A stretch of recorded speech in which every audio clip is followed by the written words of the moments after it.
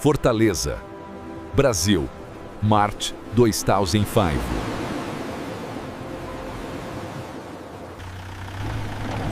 You're watching a white van pull up to a small house on Rua 25 de Março. Two men step out wearing dirty work clothes, boots covered in mud.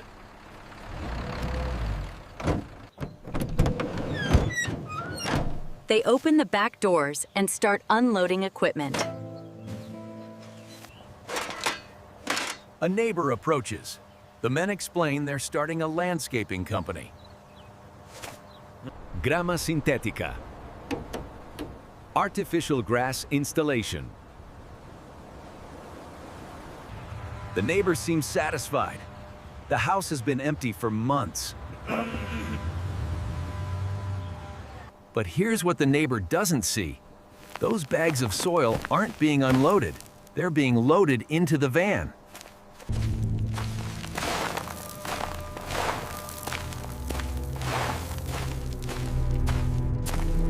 Meet Luís Fernando Ribeiro, 42 years old, career criminal, former bank security consultant. He knows how banks work because he used to protect them. Now he's gonna rob one. It sits exactly 256 feet from the Central Bank of Brazil, in a straight line. For the next 3 months, Luís and his crew will dig a tunnel under downtown Fortaleza. Through clay, through rock, through underground water pipes, straight in to the bank's vault. If they succeed, they'll steal 164 million reais, roughly 70 million US dollars in cash.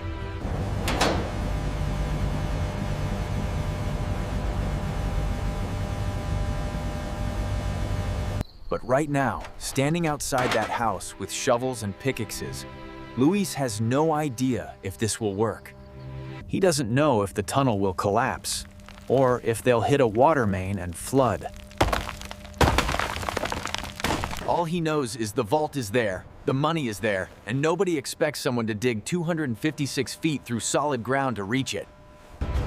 In 96 days, that money will be gone. The Brazilian police will have no idea how it happened. In a crew of 25 men, someone always makes a mistake. And that mistake will turn the biggest heist in Brazilian history.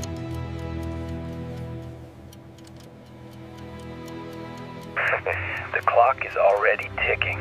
6 months earlier, September 2004. São Paulo. Luís Fernando sits in a bar with 4 other men. They're drinking beer, talking quietly. One of the men is an engineer, former subway construction. He knows tunnels, soil, stability. Another is a former bank employee. The third is a locksmith. The fourth is a money launderer. Luís explains his idea. Most bank robberies fail because of time. You have 3 minutes before police arrive. But what if time wasn't a factor? Luís spreads a map on the table. Central Bank of Brazil, Fortaleza branch. He points to the vault. The engineer studies it, calculates distances, considers geology.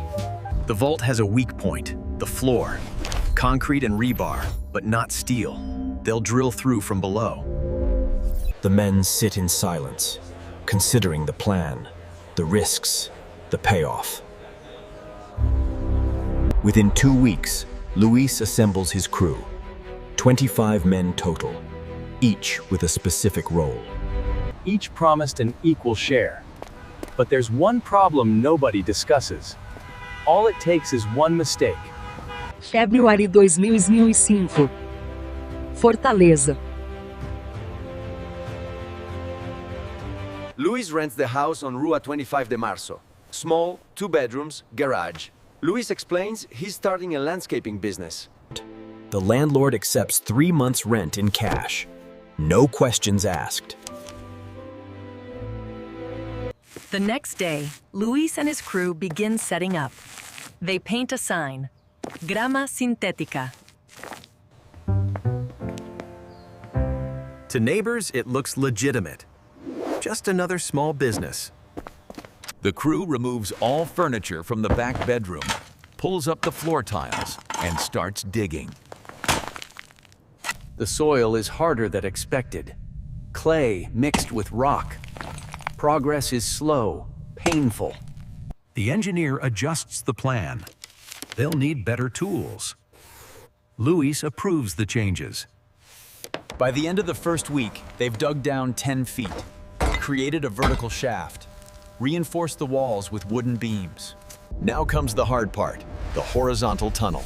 256 feet northeast, straight toward the bank.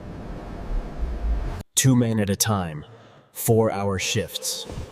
The space is tight, claustrophobic, hot. Every night, the van makes trips across Fortaleza, dumping dirt in locations where it won't attract attention. Ventilation becomes a problem. The diggers can barely breathe. They rig up a system of PVC pipes, a small electric fan pushing fresh air through. It helps, barely. By the end of March, they've dug 100 feet. But tensions are rising. Luís holds a meeting, reminds everyone what they're doing this for. $70 million split 25 ways. Retirement money. Never work again money. The crew refocuses, keeps digging. April 2005. The tunnel is now 200 feet long. They're getting close, but new problems emerge. They hit a water pipe. Not a big one, but enough to cause flooding. The engineer makes a decision. They'll dig around it. The adjustment works. They bypass the pipe, continue forward. At 220 feet, they hit electrical cables. This is more dangerous. Cut the wrong wire, and half of Fortaleza loses power. The engineer studies the cables carefully. They carefully reroute 2 cables, secure them against the tunnel walls. Pray they hold. They do. By late April, the tunnel is nearly complete.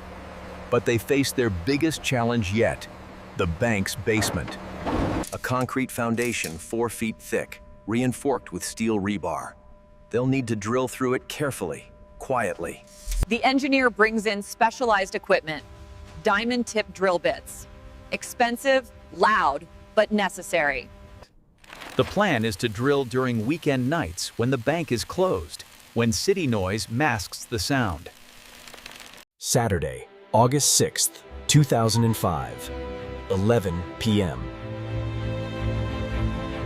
The crew gathers in the house. Final preparations. Tonight, they break through into the bank. 4 men enter the tunnel, carrying drills, lights, buckets. They crawl through 250 feet of narrow passage. He starts drilling. The sound is loud, even underground. It sounds like thunder in the confined space. They drill for 30 minutes, then stop. Listen. No alarms. No sirens. They continue. By 4 a.m., they break through. The drill bit punches into open space. Air rushes into the tunnel. Cool, different. They're in. The engineer widens the hole, carefully, using a chisel and hammer, creating an opening large enough for a person to fit through. 1 man crawls up into the bank's basement. He turns on a flashlight, looks around. Storage boxes, cleaning supplies.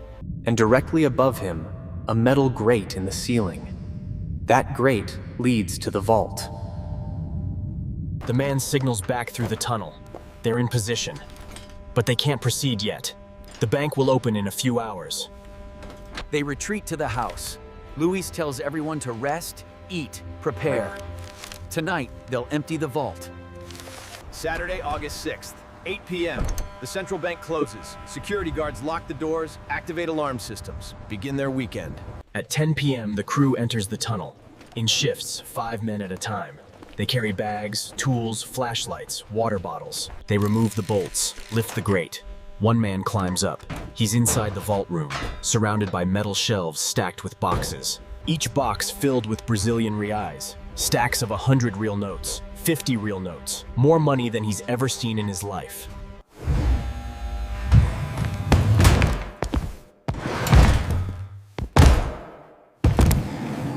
The human chain works efficiently. 1 man in the vault, 1 in the basement, 6 in the tunnel passing bags along. By 2 a.m., 100 bags. $20 million. The bags are heavy, the tunnel is cramped. By 4 a.m., they've removed 200 bags. $40 million. But then something happens. One of the men in the tunnel panics. The walls feel like they're closing in. He's hyperventilating. He drops his bag. He starts crawling backward toward the exit.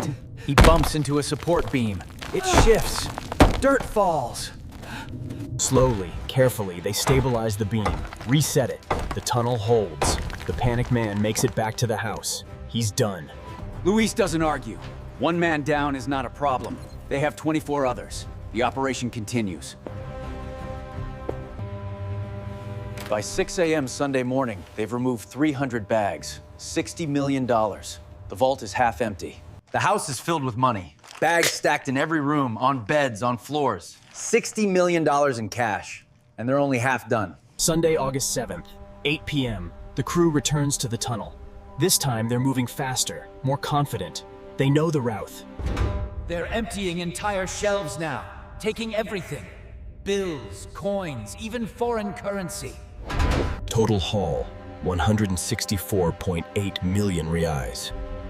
Roughly 70 million US dollars. The crew stands in the empty vault, stunned. They actually did it. One of the men suggests leaving a note. Luís says no. The less evidence, the better. By 6 a.m. Monday, the entire crew is back in the house. The white van has made its last trip. He tells them to go home, clean up, act normal. Don't spend money suddenly. Once things cool down, they'll divide the cash later. Lay down. And Anthony, free us. The shelves are empty. Money gone. Within minutes, the entire bank is in chaos. Police are contacted. Then a security guard notices something, a metal grate in the floor. It's been removed. He looks down and sees the hole, a tunnel entrance. They emerge in the house on Rua 25 de Março. Empty. Abandoned. They question neighbors. The neighbors describe the landscaping company, the white van, men coming and going at night, but nothing suspicious. 3 weeks after the heist, you're watching a man walk into a car dealership in Fortaleza. He's looking at a brand new Honda Civic. The salesman asks how he'll pay. The man pulls out a thick envelope. Cash. 45,000 reais. The salesman asks where the money came from. The man smiles, says he won the lottery. But something feels off. The money is in 100 real notes, still crisp, still sequential. The salesman calls the federal police. Police coordinate simultaneous raids on 3 houses. They find stacks of 100 real notes still in central bank wrappers. The men are arrested. One of them breaks, provides names, describes the operation, identifies Luís Fernando as the leader. August 2005, Luís crosses the border into Paraguay, carrying roughly $8 million in cash hidden in luggage. For months, Luís lives quietly, but he's lonely, bored, isolated. He starts calling people back in Brazil. Big mistake. Brazilian police are monitoring those phone lines. They trace the calls, triangulate the location. Ciudad del Este. Samudas. In November 2005, they spot him, walking to a cafe. The next morning, they make their move. He's extradited to Brazil. Luís Fernando Ribeiro is sentenced to 15 years in federal prison. But seriously, why are we here?